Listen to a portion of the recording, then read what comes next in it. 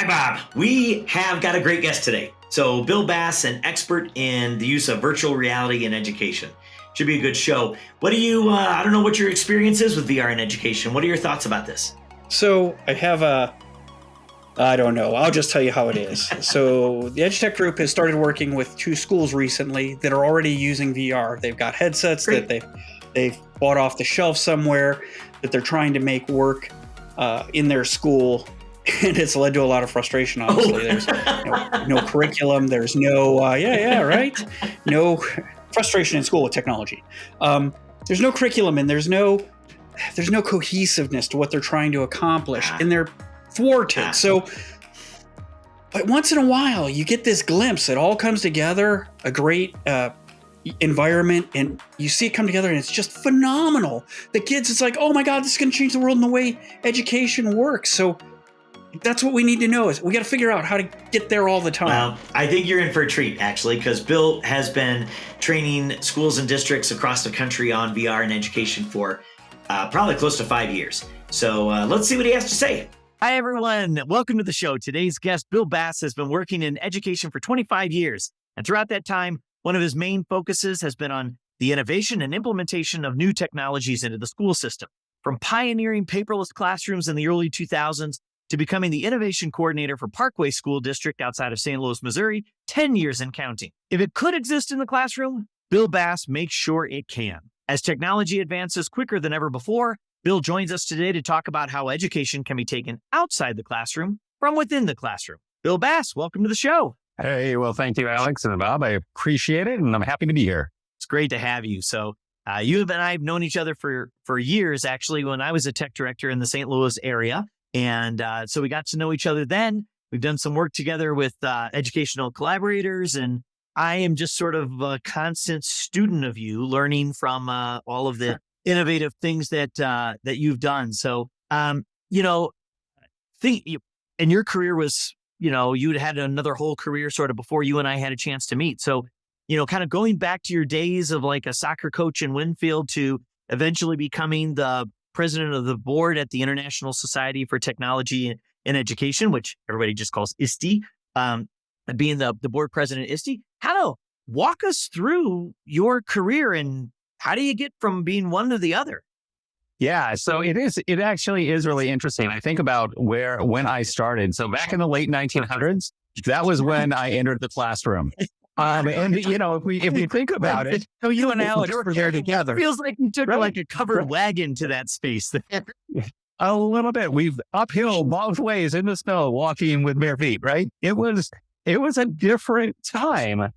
And so when I was in college, I got an English degree just because I like to write and I like to tell stories and things like that. And then I realized that there's not a lot of career paths and opportunities that would be stable for just someone with an English degree.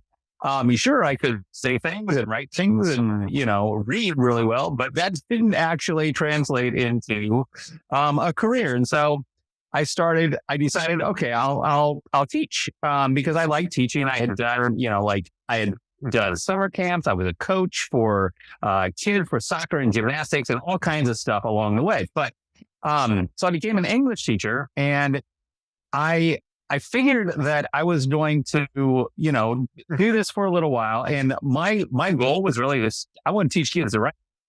Like that was my thing, was writing, and I wanted to teach kids to write. And I owe it to my high school English teacher. Like he was the guy who taught me more about reading or writing specifically than anyone else that I had ever had, any other teacher along the way. And I just, I saw myself doing that. So Rocky Graziano, if you are out there and listening to this right now, you are the reason. And I've told you this before, but you're the reason that I started doing the things that I do. So I did that for a little while. A little bit about Rocky. So where were you studying at this time? Where'd you go to high school? Sure. I was in Des Moines, Iowa. Right. Except I'm not from St. Louis. That's the problem. No, I was in Des Moines, Iowa, Southeast Polk High School.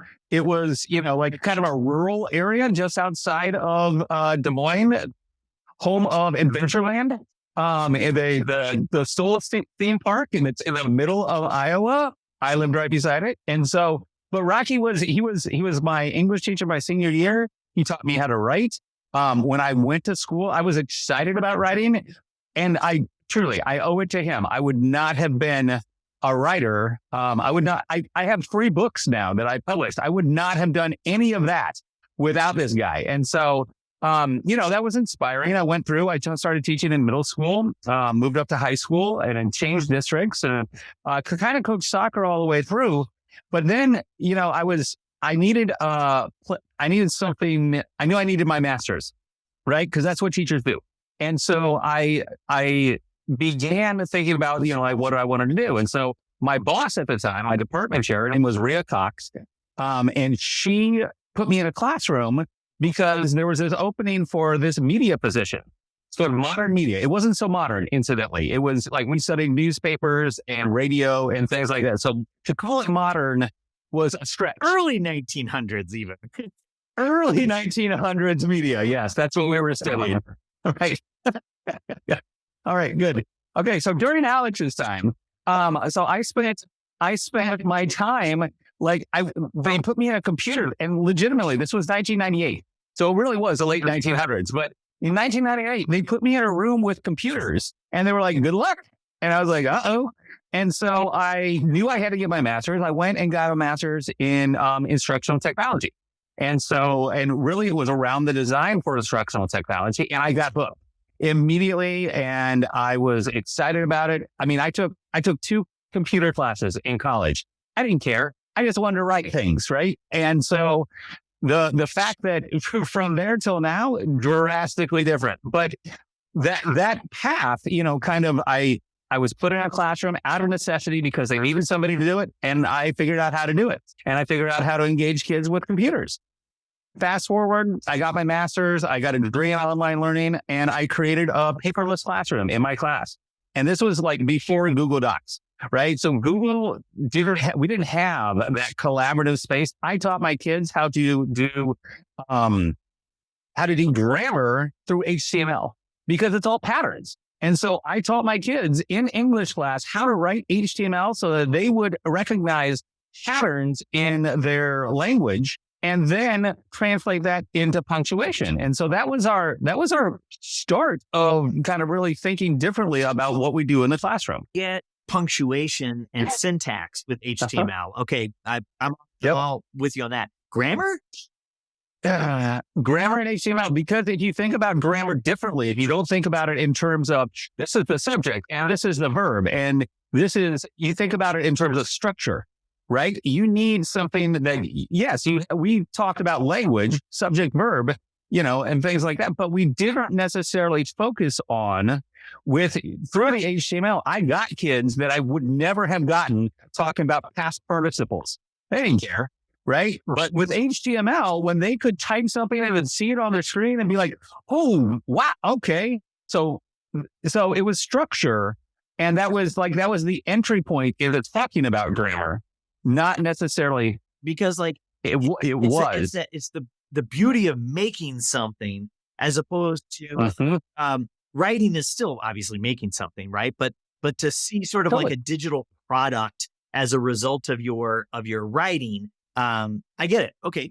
Yeah. There's power there. And to see it immediate. And to see your product, like you said, save, and here it is. And you upload it legitimately, like we uploaded it via SMTP, and we had FTP servers. It was a mess, but we managed, and my kids created digital portfolios in 2001. And so it was a different time, but I got hooked, my kids got hooked, and it just, it snowballed from there. From there, I began getting more involved in national things, and eventually got involved with ISTE. I remember the first time I saw the ISTE standards, I was like, oh my gosh, I didn't know that these things were real. And this was around 2007.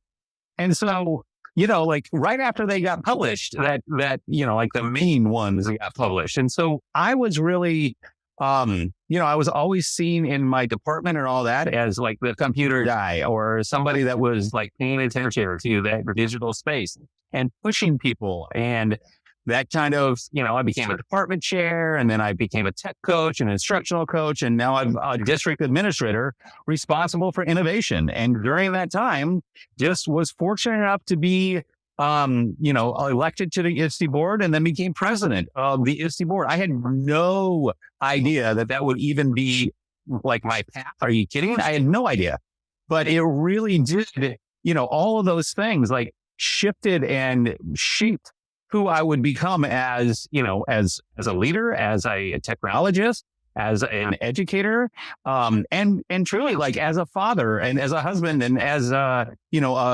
like thinking broadly about the impact that I have on, or that I hope to have on educators across the country. That's really what I have been thinking about for, at least almost 17 years now. Just, how can I have a bigger influence and impact? So great that you want to have a big impact. I'm a little hung on, how do you use HTML to parent your children? So maybe not HTML. Maybe I did teach them how to code though. Like that was early on when they were munchkins. Like, let me real quick. Let me just tell you a story. I would bring home all manner of stuff, right? Like coding things. I brought home a 3D printer when my daughter went and got into 3D printing in her industrial tech class in middle school. She was like, seriously, I understand. I already know how to change filament. I don't need to listen to my teacher tell me about all the safety features of the 3D printer. And she was over it. She had zero interest in participating, but I made her. And so, but it has shaped them too, though. Like they do all right. You know what I get from this when Alex is talking? So we get this cheat sheet, I'll call it, from our producers that has all of your, some of your background information and what you've done in your career. And all I hear while Alex is talking is blah, blah, blah, because I see virtual reality and augmented reality. And I want to talk about that because All right. I was a kid in the 80s who played video games, spent plenty of time on my Atari 2600. If you've heard our other podcasts, you'll hear about me gaming. And I read books and I watched movies with virtual reality in it. And that was stuff that was never going to happen in my lifetime. Right? And now it's here. So we've got the guy in charge of the future here with us today. So let's talk about virtual reality. No pressure. No pressure, Bill. No pressure. Right. A little bit about VR. From the 1900s, I've drugged VR with me to 2023. Perfect. So tell us a bit about VR now in general, and then about it in the classroom. Yeah. So, I think VR, there's a lot of debate right now around whether, where does VR live in our classes? And a lot of times, Google a few years ago, when we had Google Expeditions, like that put VR on the map, and then they killed it. But, whatever. Right. Who knew? But it was such a transformational experience for teachers as well as for students, because suddenly they could kind of, as you say, Bob, see the future. They did not have any conception of what that was going to look like. And so really when we think about VR now, when we think about the role that virtual reality plays in our schools, like we can give kids opportunities and experiences that they could never have. And for a variety of reasons. And that's one of the things that I continue to go back to every time I talk to teachers is I talk to them about Jeremy Galenson did some work, and he's with the Stanford Virtual Human Interaction Lab. So at Stanford, he did this work and he created this acronym called DICE. And so DICE, it's well established in VR and education, but DICE, it's an acronym that stands for dangerous, impossible, counterproductive, and expensive or rare. So those four things are the reasons that VR can kind of exist in educational spaces, because if it's too dangerous, you're not going to do it. You're not going to do something that's going to put kids in danger, but you can do it inside a virtual reality headset. You can do it in a simulation. You can do it by taking kids places. Those are different. If it's impossible, you can't take kids in a bloodstream, right? We can't do that, but we can, if we can't take them on a tour of the heart, really immersively with the plastic model that we used to show that we open up and we would see the four chambers of the heart. Like that is cool and all, but it doesn't actually engage them in the same way. If it's counterproductive, there's a story that he tells about how, in the 70s, if a dad caught a kid smoking, he would, like make him smoke a pack and that would teach him, well, there's some damage that's done there. Right. And so not really a good idea. We might get in trouble in 2023 if we were to do that. A kid with bad grammar, I would teach him HTML until they got that grammar right. He's going to understand much better. That's right. But that counterproductive nature is really important, right? It's a thing. And then, finally, expensive or rare. We can't take kids to the bottom of the ocean. We can't take them across the sea in bulk. We have trips and all that. But all of those things are the reasons that VR can kind of work inside of our schools. And it really does provide us as educators the opportunity to create learning experiences that are different and that are going to engage kids in really meaningful ways. And because if we're not engaging them in meaningful ways, they don't actually care. And it's a huge component of bringing to life education. We always want to do that. We talk about it all the time. We talk about it in, when we were in education classes in college, they talked to us about you have to bring education to life. And that was the end of the conversation. Now we actually have the tools to bring those things to life for kids in dramatically different ways than we once could. So let's a little bit on the logistics of that, right? Because I'm envisioning and I'm understanding what you're saying at sort of an individual level. And I understand. So first of all, when we're talking about VR, are we talking about like the headsets, the goggles? Is that what okay? Because I think that's a more immersive experience than perhaps at the screen, but still even at the individual screen, you can get some of that experience through like a Z Space and those kinds of tools. So, absolutely. But you don't have one kid in your class. You're not just creating an experience for one kid. And so what do the logistics look like when you got, 27 kids in your classroom and you want your students to have that immersive experience? How do you do that? Yeah. So I think a few things you have to consider from as somebody who purchases things in my district and as somebody who vets and, evaluates and all that, you really need, there has to be a few things that you have to kind of understand how to manage. First of all, you have to manage the devices. They're all connected to the network in some form or fashion. So you have to be able to manage those, push out updates, be able to kids to the right place, because that's the problem. As a teacher, you have 27 kids in headsets. You have no idea where any of them are, right? They could be in the store. They could be on the web. You don't know. And so there's a challenge there, and that makes teachers really uncomfortable, right? So we have to be able to manage that. So classroom management becomes a big piece. So we have to manage the headsets technically. We have to manage the headsets from a classroom, from a teaching perspective. And then we have to be able to manage the content that gets on those headsets. So whether that's content that you purchase from a provider, from a textbook company, or, there's hundreds of providers out there, or if it is, going to like a YouTube 360 and being able to give kids access and just through a link, those are logistical things that really the teachers need to be comfortable with and understand. So you need a solution that's going to help with that. So Alex, we've worked with Lenovo for a number of years now on that. They have a great solution right now. Now, obviously they're not the only game in town, right? But they do have a great solution that really provides that level of management overall. So, what does that solution sort of look like? So you terrified me as an educator, right? You just told me that everybody's going to be in every different spot. They're going to have these headsets on different applications. I got to figure out how to update these things. I got to figure out how to manage these things. What does that look like? How do you sort of overcome those logistical and classroom management challenges? Well, I think that first of all, you have to have a tool. And so for example, with Lenovo, they have the Immersive Learning Hub and everything happens in there. You create a playlist and then you can push those playlists out to the headset that you have in your classroom. And then in those headsets, you start the experience for kids and they can't do anything other than that experience. So you really are managing that. But so that's one mode of the headsets. You can also have what we call free play mode. And in that free play mode, what happens there is that they have the opportunity to kind of explore, because education, we know as educators, we know education is about exploration.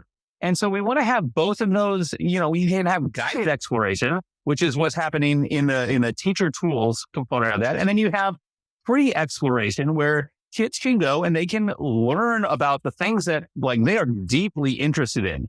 And that can really engage them in different ways. But that that management of that is critical. I've seen it in lots of different ways. Like we've used lots of different products in my district. And when you don't have that oversight per se, even if it's not, I'm not trying to catch kids doing the wrong thing. In fact, I want them to do the wrong thing, right? Because I want to help them.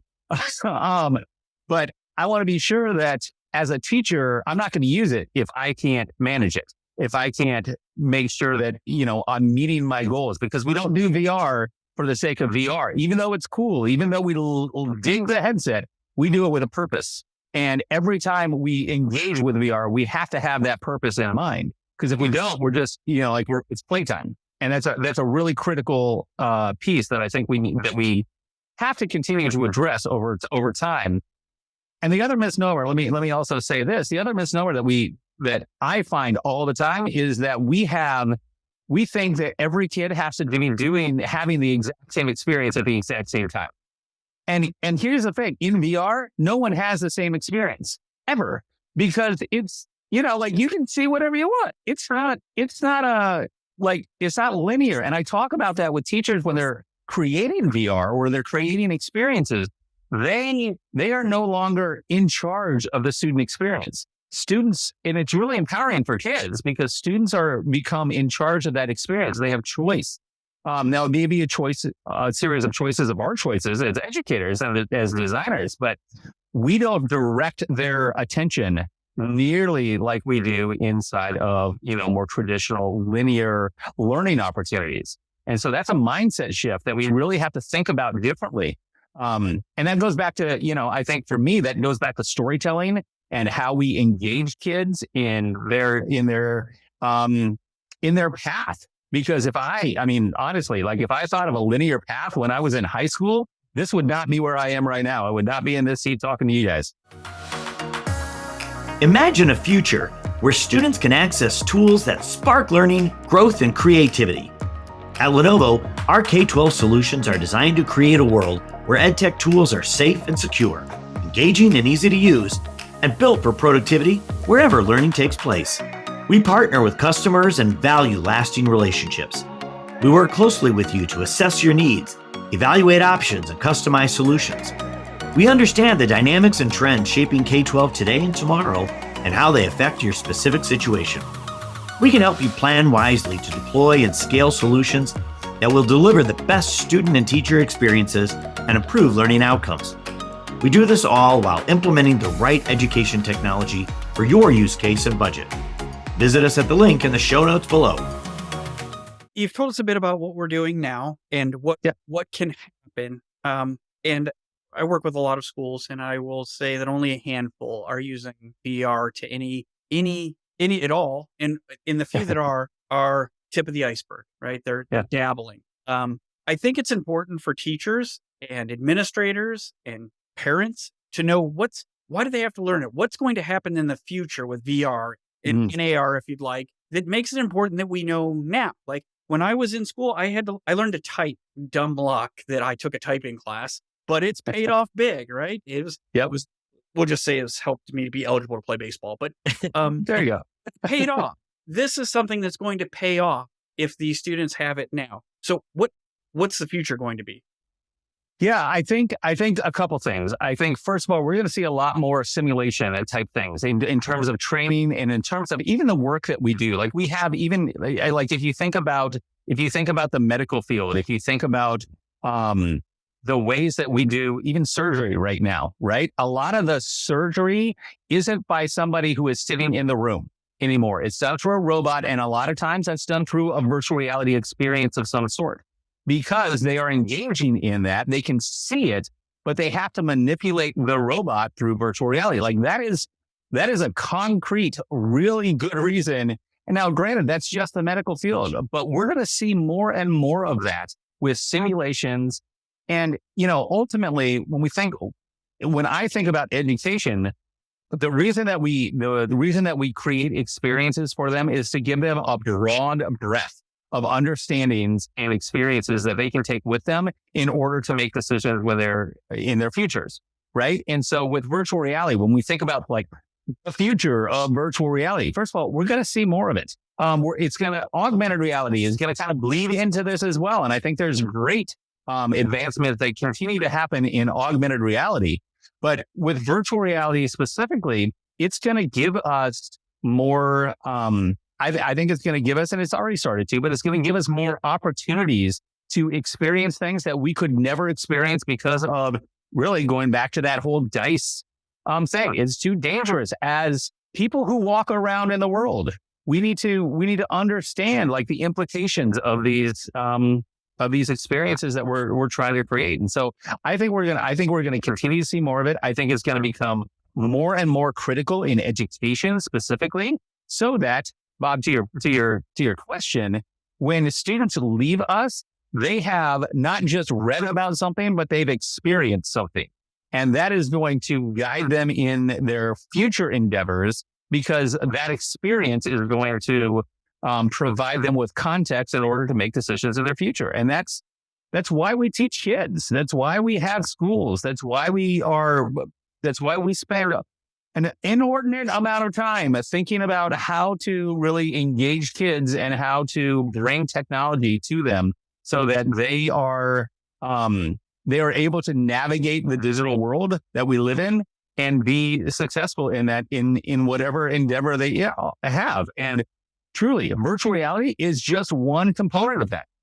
But it's a really important one because it provides experience and it provides that immersion that we can't necessarily do in classrooms and that we can't necessarily do in our real lives as well. But Bob, we can't hear you. And I'm sure Oh my goodness. Oh, there we are. Alex is like, Bob, we can't hear you. He doesn't want me to talk. He has control over this. I did see that. When you see me miming, it's because Alex has decided he doesn't want to hear from Bob. This is what I get. Language. He knew this what was coming. My impulse control lacks here. Am I the only one who, when he talked about going through the heart in VR, thought that's cool, and also from Honey, I Shrunk the Kids? Yeah, I know. Totally. There is absolutely a flashback. 100%. It was actually, and maybe this is I got it. But I think so it's a bit Magic more on School the serious Bus. side. I was definitely a learn by doing, not a learn by reading. I would have memorized a heart if I could pass through it, but I could look at the pictures in a book and listen to lectures all day, and well, the proof is not learn a thing. And there was no VR. So I certainly do see that. Do you see how, so as you were talking, it occurred to me that like, this isn't more expensive, it's less expensive. When I was taking chemistry classes in college, we had to buy these expensive modeling kits for modeling in organic chemistry modeling. And now I see that they're doing this for, you buy one license and every kid can model and build their own, organic chemistry. You can synthesize methanol, or you can, it's just amazing. Like, I don't want people to think about the expense, because in reality, it gets cheaper when you do it right and you replace those old technologies from Alex's time in the early 1900s. Do you find that though, Bill? Do you find that, do you feel as a purchaser at your district that something like this actually can decrease your cost per experience for the kid, or is the cost just insurmountable? No, it's definitely not insurmountable, because there's lots of ways. I think there's lots of ways to fund it. First of all, like there is money. If it is a priority for you and you want to do it, like schools can find money.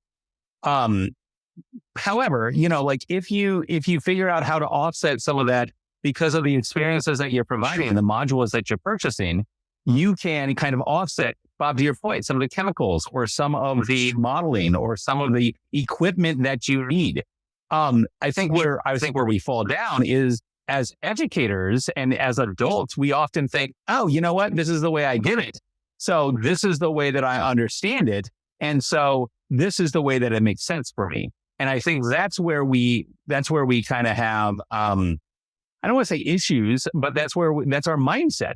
And so we really do have to think about it in terms of, if we're going to purchase this thing to do organic chemistry, and we have the ability to use virtual reality to do that. Yeah, it can definitely offset, but it's not going to offset immediately. You have to have that initial kind of contribution, and then in the investment, and then you have to have buy-in, because if you don't have buy-in and if you don't have the teachers understanding the importance and the fact that it does offset, then it can get relatively expensive. the license, it's a license and you can use that with multiple kids. That's really is the key. You get a license for a headset and off you go.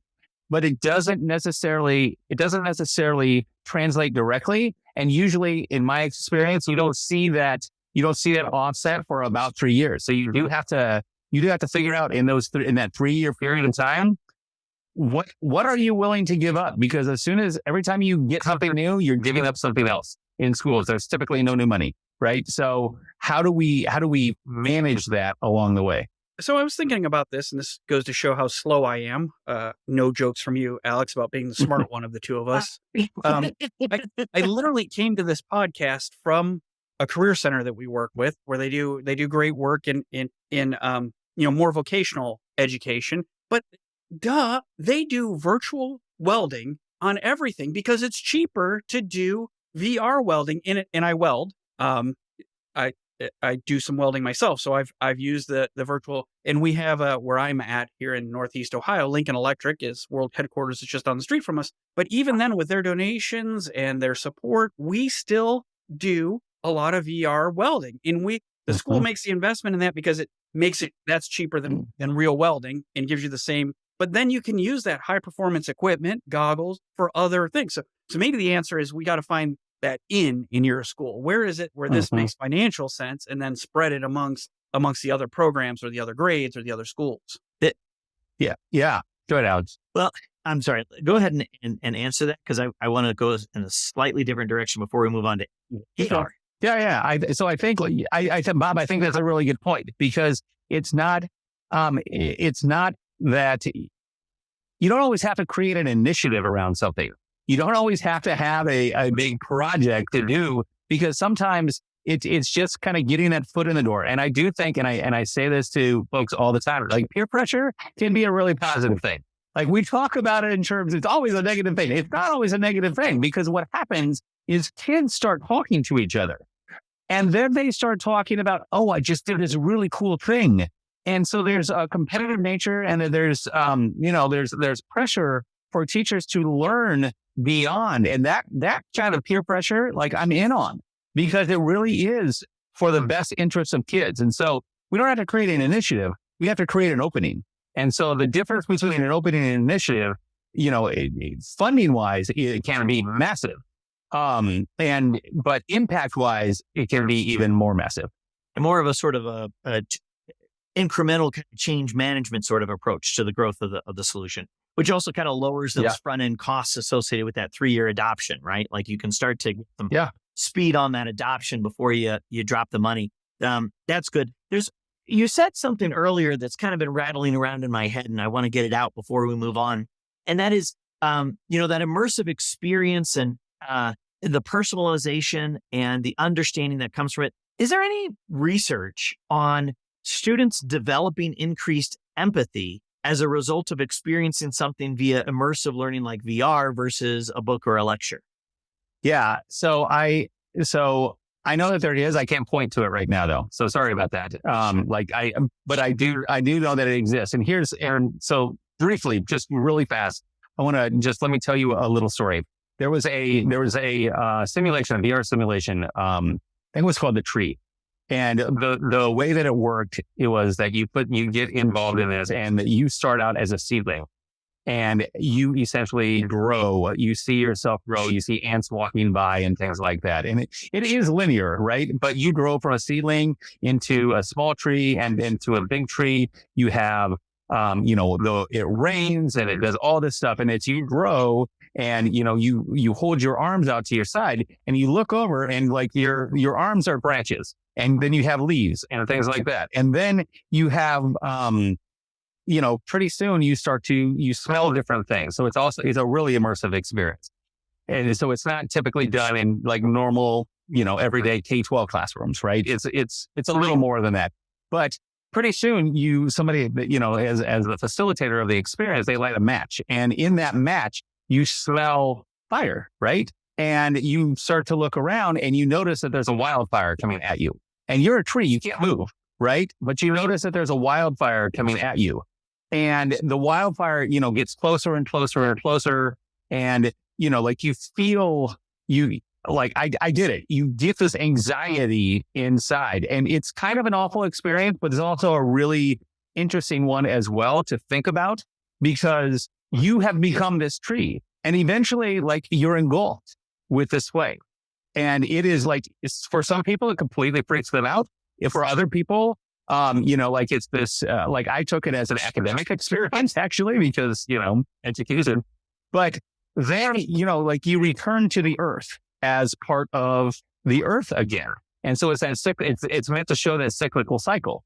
But the fact that you have this emotional reaction to it, really shows me that it is not just academic. It's not just about getting content. It's about feeling the things. And when we take kids to different parts of the world, like third world countries and things like that, in order to find them empathy and in order to, kind of get them to see what the world is like outside of their little bubble, it has a profound impact on some kids. And they begin trying to do social work and, like helping those things, because it now means something to them. So when I think about, that empathy piece, I know there's research out there that talks about it, but I think the story is much more powerful to understand that there is, like, you feel it. It's not just reading it in a book. It's not just listening to somebody talk about it. Like, you actually are there and you feel the interaction between all of the components that can come of that. And that's where I think there's real power. Yeah. Yeah. So let's actually chat a little bit, and thank you for that. And actually at the end, we will be asking for resources. And so if afterwards you find some of those, just through your links or history, and you can send those to our viewers, we'll post them in the notes of the show. And so just one last question. I know VR is really much more popular and used, and there are many more resources for VR in education today. We're starting to see more uses of augmented reality in web-based applications and phone applications and that kind of stuff. How is AR being used today in education, and what do you kind of see the future of AR being? Yeah. So when I think about AR, what I really think about is that it is providing context to everything, to anything that you can point a camera at or a screen at. It's providing that context. And, and whether that is an overlay of just a label of information with some text in it, whether that's a video that's composed of that, whether it is, or whether it's a link to something else that provides more information about that. Context is what matters when it comes to AR. And so that's where I think, education is all about context. Education is all about providing and understanding the ways that, things interact with each other. And so the combination of what I see a kind of a combination of VR and AR together, like having that virtual experience and then being able to overlay some of those real world things that you were just learning about in VR into an AR context and really kind of bringing that out and helping kids make connections. That's where I see the power of it. And that's where I see it being used right now a lot is, a lot of times people think AR, oh yeah, that's Pokemon Go, right? Like that's that game that I go and people are flicking their screen. I don't understand it, but and while that's true, that's one application of it. But when we look at it in terms of education, being able to navigate the world and have that additional context coming at you, especially when you can choose what you need. Everybody has the same experience in a lot of classrooms. AR really gives you the ability to you can filter out different types of content, in different types of context. So it's the context that matters to you that you're doing right now. And I think that's where inside of education, that's going to be critical for us to not just figure out, but that's where I see us moving towards is having, bringing personalized learning into AR applications so that it is what matters to you is not what matters to me necessarily, but we're both going to be able to have an experience that provides a similar context in that space. Hyper personalized. I mean, really. And I think what I, where I see it going is we put in the context that we're looking for the task that we're doing, or maybe it's vice versa. We put in the task and then we ask for the context with that.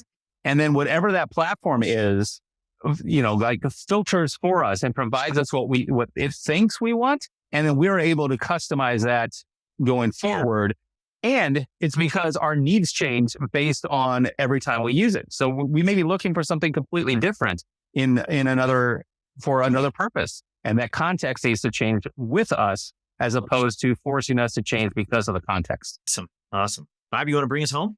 Me, I never get to bring us home. Like, I never get to ask the first question or the last question. I'm here to make irreverent pop references to movies and video games. But I actually do have a question. So we have always tried to wrap up with a question that gives us a little idea of what you think and like, and from your ed tech career. So if you could take anyone from education or ed tech to lunch, who would you like to have lunch with? So I'm gonna say that posthumously, I would take Sir Ken Robinson. I would have loved to have a conversation with him, and just spend some time learning and understanding like how he thinks and how he, his journey along the way. I think that I've always been fascinated by him since the moment that I saw his TED Talk and read his books and all that. Like, he is the guy that I think has been visionary. He's impacted me, even though I met him once. I shook his hand and that was about the end of it. Hi, I'm Bill Bass. Good to see you. And he was doing his thing, but he's had such a profound impact on me.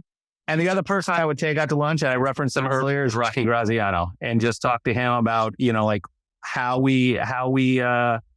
he shaped my world and how theoretically and hopefully I have been able to shape the world of kids and teachers and education along the way.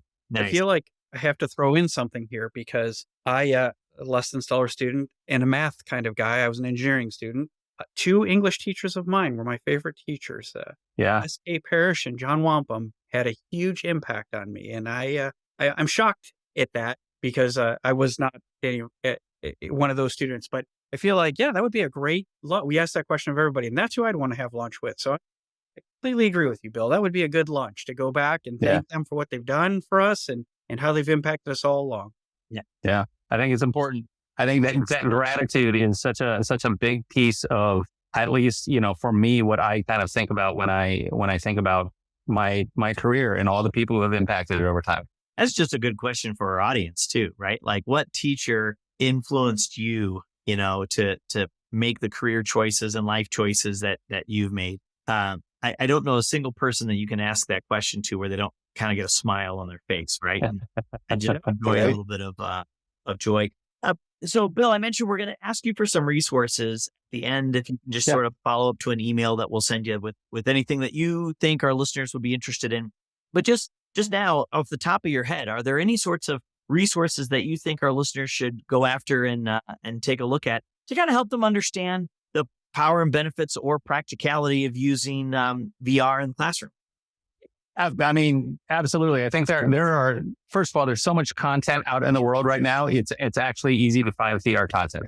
And I say that knowing that that it's still hard to find quality stuff sometimes, but it's out there. So the first thing that I always go to, anybody who wants to talk about VR, I'm like, have you looked at YouTube 360?